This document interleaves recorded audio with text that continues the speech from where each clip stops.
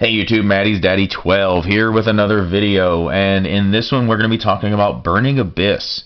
So I want to be talking about whether or not Burning Abyss is still good in the meta, or whether it was just a good meta call whenever it took first after Swiss in at ARG St. Louis. But first, let's just talk about Burning Abyss in general. Like, normally, before Master Rule 4, you were putting double Dante on board, Fire Lake, a bunch of traps, or Dante, Beatrice, and just having a lot of control put in, because you're dumping stuff off of Beatrice with Farfa and stuff, and just creating more plays for yourself and being able to control what your opponent was doing. And then you also had the explosive element where you could summon 2 rank 3s in a turn because of the special summoning ability that the Burning Abyss monsters have, being able to special summon them from your hand. So, like, the deck has always been kind of explosive.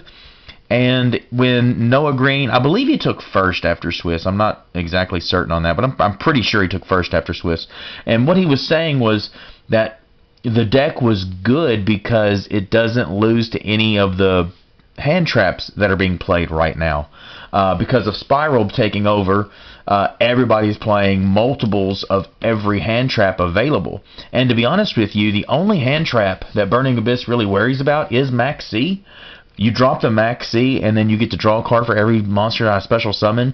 And now that, again, Master Rule 4 is in place and we can't summon more than one extra deck monster without link monsters, I don't get to special summon near as much, but you're still looking at drawing 2 to 3 cards if you drop Max C against me. I don't want to give you that. I don't want to give you those extra cards. So, like, Max C is really the only one that I have to worry about. Other than that, like Droll and Lockbird, like, I'm not worried about Droll and Lockbird. I'm not going to add very many cards to my hand. Scarm, like, is really the only effect that I'm going to have that's going to add cards from my my deck to my hand. So I'm not real worried about Droll and Lockbird. Ghost Ogre, you ogre my Dante. I'm just going to add the card back, or add a card back. You Ghost Ogre my Beatrice. I'm just going to special summon my Pilgrim. Ash, like, you going to Ash my Beatrice? You going to Ash my Dante? Like, again, I'm just going to gain those same effects. Like, you're not going to Ash and you're not going to Ochre anything against me that I'm really going to worry about. Now, you could play Reaper. However, I don't think enough people are keeping a Dante in their extra deck for the Reaper, or in their side deck for the Reaper play. But I mean, if they are, that is the one hand trap other than the Max C that I guess I would be worried about. But again, I don't think they're dedicating that spot in their side or extra for the Dante for me to really be that worried about it. So, like, all the hand traps that everybody is playing, I'm not really that worried about. And then all the utility that the different Burning Abyss monsters give me allows me to basically toolbox into anything that I need at that time.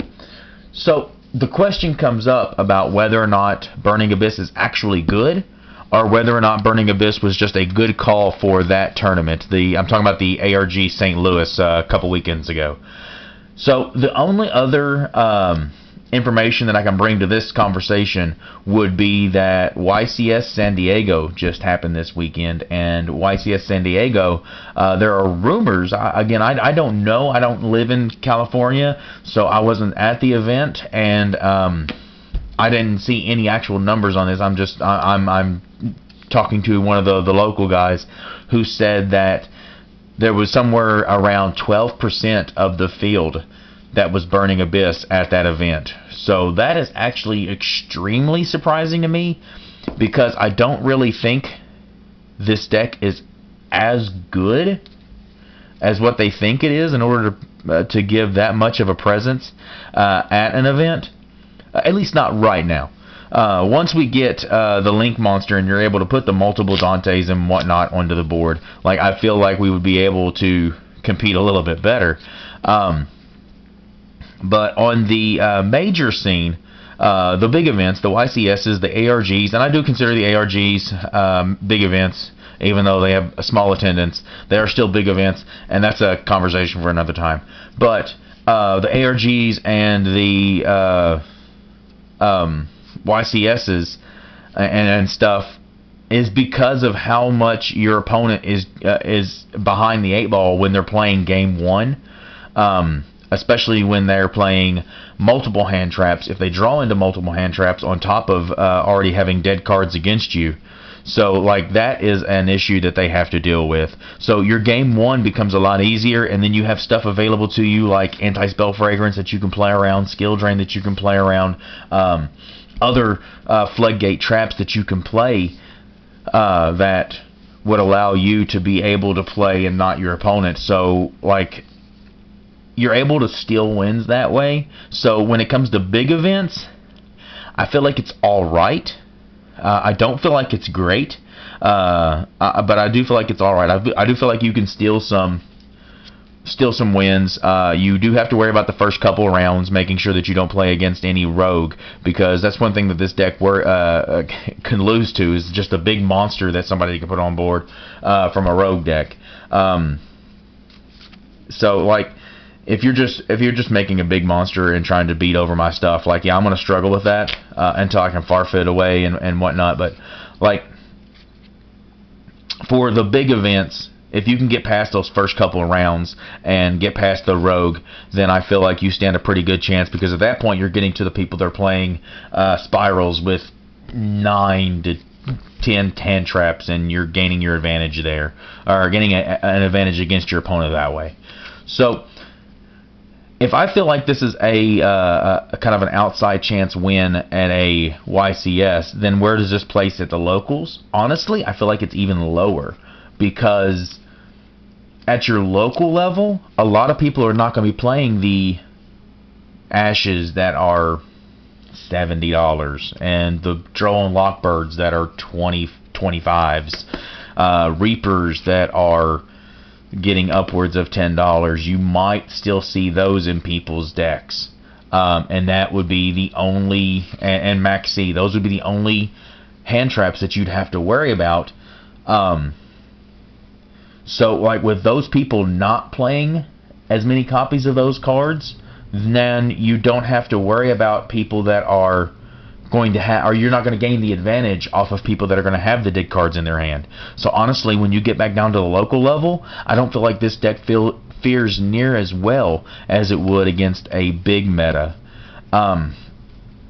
So where does this leave Burning Abyss? Honestly, it still leaves Burning Abyss waiting on their Link monster.